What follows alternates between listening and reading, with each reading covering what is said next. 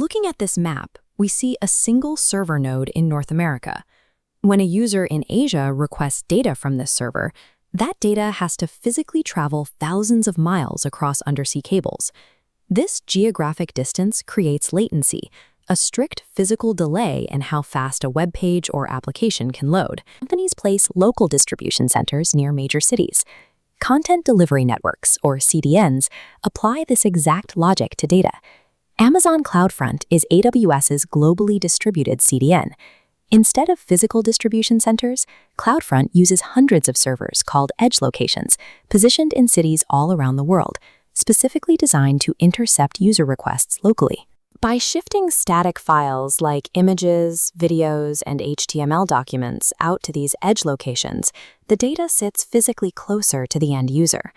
Bypassing the long trip back to the central server is the only reliable way to overcome the speed of light limitations built into global network infrastructure.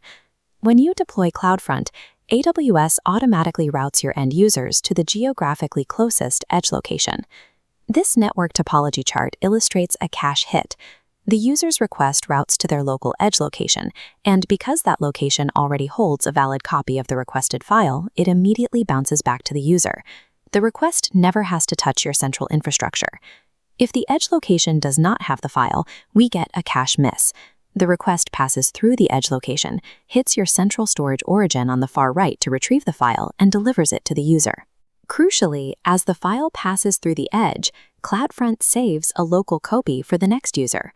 This caching mechanism effectively decouples user demand from origin capacity. When a file goes viral, the edge locations absorb the traffic spikes, protecting your underlying central servers from being overwhelmed by a sudden surge in requests. Step 1 in building this architecture is setting up the central origin. We create an Amazon S3 bucket to store our website files, and we intentionally configure it to block all public access at the storage tier. If an end user tries to view one of those uploaded files by clicking its direct S3 object URL, they will receive an access denied error. The storage layer is entirely sealed off from the public internet. Next, we create the CloudFront distribution. When defining the origin, we specify the bucket's S3 REST endpoint rather than enabling the S3 static website hosting feature. This keeps the traffic routing strictly through AWS's internal APIs. Here in the CloudFront distribution configuration, we establish the secure connection using a cryptographic mechanism called Origin Access Control, or OAC. You can see the Origin Access Control ID parameter linking our origin block to a specific OAC identifier. Further down in the default cache behavior block, we map the target origin ID back to that S3 bucket, specify our default root object, and set the viewer protocol policy to redirect to HTTPS, enforcing encryption for all end-user traffic. Enabling OAC in CloudFront is only half the process. The S3 bucket itself must explicitly authorize the incoming connection, which we handle by writing a bucket policy. In this JSON bucket policy, we grant the specific permissions. Look at the principal block. We are explicitly granting access to the CloudFront service principal, allowing it to perform the S3 get option action to read the files. To prevent any other AWS customer's CloudFront distribution from accessing our bucket, we add a condition block. This restricts read access strictly to requests where the source ARN matches our exact CloudFront distribution ID. This mutual authentication establishes a tight, zero-trust perimeter between the CDN and the storage layer, rendering the origin completely invisible to everyone else. Now we verify the deployment. When we load the CloudFront assigned domain name in a web browser, the website successfully appears. But if we look closely at this split screen showing the network inspection panel on the right, we check the HTTP headers for the initial page load. We see the header xcache miss from CloudFront, confirming the edge location fetched the file from S3. When we refresh the page, the network panel updates. The header changes to xcache hit from CloudFront. The edge location is returning its localized copy, drastically reducing load time. This local copy creates a new operational challenge. If you upload an updated version of your website to S3, users won't see it immediately. The edge locations will continue serving the old cached version until its time to live, or TTL, expires. To push updates instantly, you execute an invalidation request in the CloudFront console. This forces every edge location worldwide to purge the old file and fetch the new version from the origin on the next request. Managing a global CDN requires architects to actively balance these variables.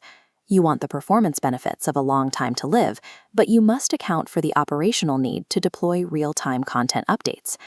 With the static delivery tested, we can expand this basic setup into a robust enterprise-grade architecture.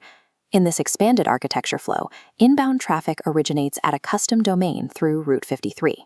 Before it even reaches the CDN, the request passes through an AWS Web Application Firewall, or WAF, to filter out malicious payloads and bot traffic. CloudFront sits directly behind that firewall. From there, the distribution acts as a router, branching the traffic into two paths. It sends requests for static assets to the private S3 bucket and forwards dynamic, interactive application requests directly to an application load balancer. In this multi-tiered architecture, DNS routing, active security filtering, and content delivery are treated as separate, scalable perimeters.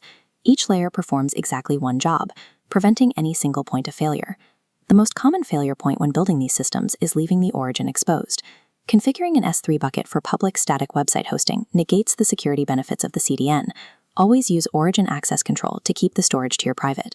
It is also important to match the service to the protocol. CloudFront is specifically designed for caching HTTP and HTTPS web traffic. If you need to route raw TCP or UDP traffic across the AWS backbone, you would use AWS Global Accelerator instead. We have traced the complete lifecycle. A user request hits the local edge location, passes a cryptographic check, and securely retrieves data from a private origin, caching it for the next user. Implementing CloudFront accelerates data delivery, but that speed is a byproduct of efficient networking.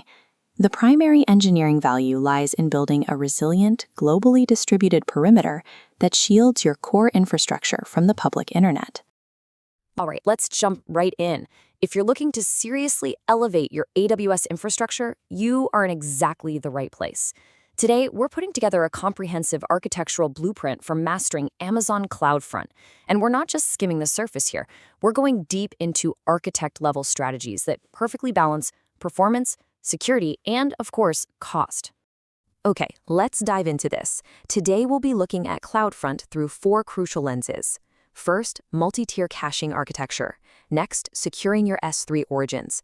Then, decoding CloudFront pricing models. And finally, operational best practices.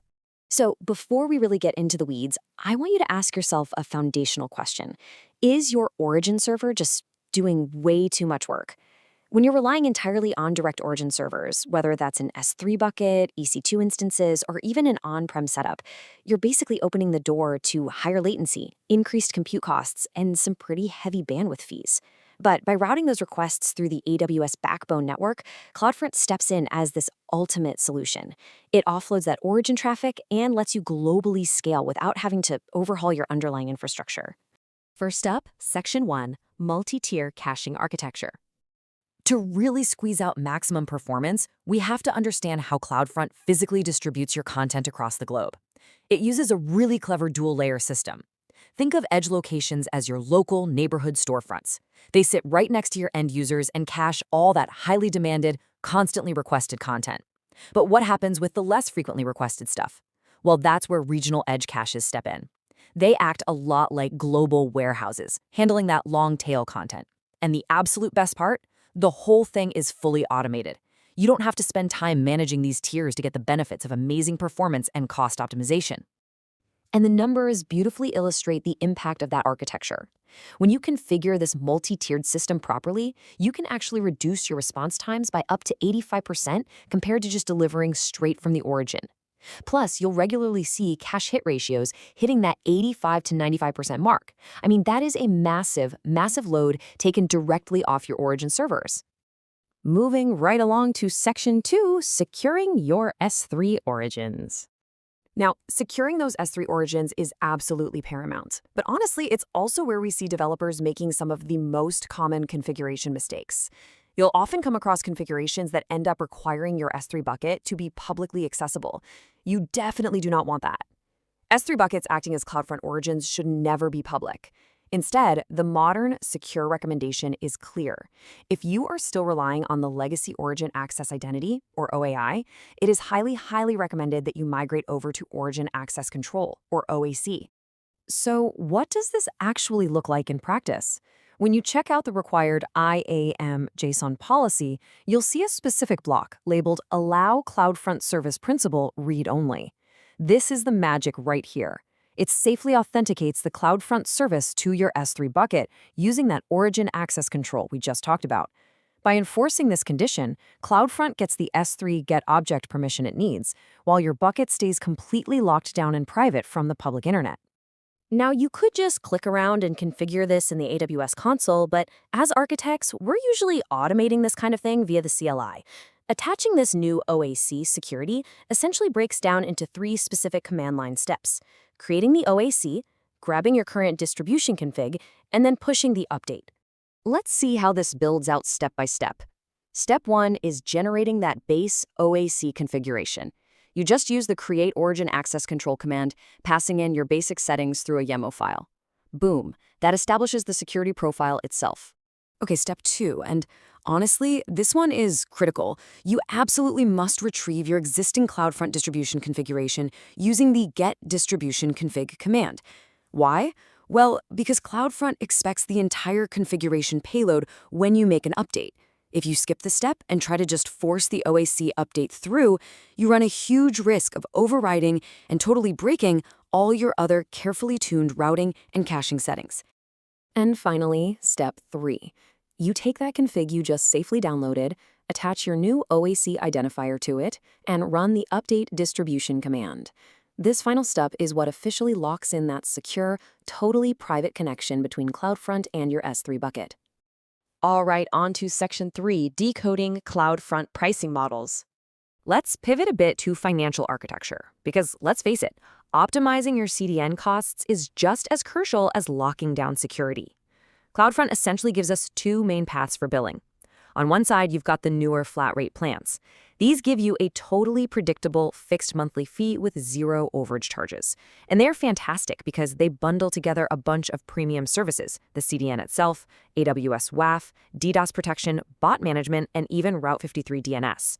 On the flip side, we have the classic pay-as-you-go model. This one is all about per-usage billing, completely unlimited scope, and absolutely no upfront commitment. So the real trick here is knowing when to choose which. If you're running a workload that leans heavily on advanced Lambda edge features, needs constant real-time logs, or you just require literally limitless, highly unpredictable scaling, then pay-as-you-go is for sure your path. But if you're dealing with a distribution that has relatively predictable traffic, and you really want that enterprise-grade security like a WAF bundled in without any end-of-month billing surprises, the flat rate plan is absolutely the way to go.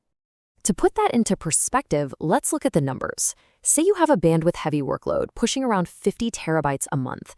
If you opt for just the $15 flat rate pro plan, you can actually save around $4,250 compared to those standard pay-as-you-go rates.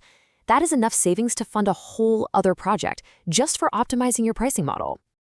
And that brings us to our final lens, Section 4, Operational Best Practices. Keeping this whole system healthy over the long haul means solid, proactive maintenance. Let's rapid fire through a few highly actionable Day 2 operational tips. First up, enable your access logs and batch send them to S3. The really cool thing here is you can hook AWS Athena directly into that bucket and query your logs using standard SQL. It makes comparing today's traffic spike to an event from last year incredibly easy. Second, get those CloudWatch alarms configured. You want to specifically monitor your 4xx and 5xx error rates, as well as those cache hit ratios. Third, try to stop clearing your caches manually. Instead, bake automated invalidations right into your CI/CD pipelines. And lastly, for the love of security, maintain separate IAM roles. You need one dedicated role for infrastructure management and a completely separate one for content publishing. Wow, okay, we've covered a massive amount of ground in this explainer. We've gone from the storefronts and global warehouses of multi-tier caching to locking things down with Origin Access Control, navigating bundled pricing models, and setting up slick Day 2 logging with Athena. So I want to leave you with a thought. Given these powerful architectural tools we just unpacked, how are you going to architect your next CloudFront distribution? Take these blueprints, apply them to your own infrastructure, and start optimizing today. Thanks so much for hanging out with me for this one, and I'll see you in the next explainer.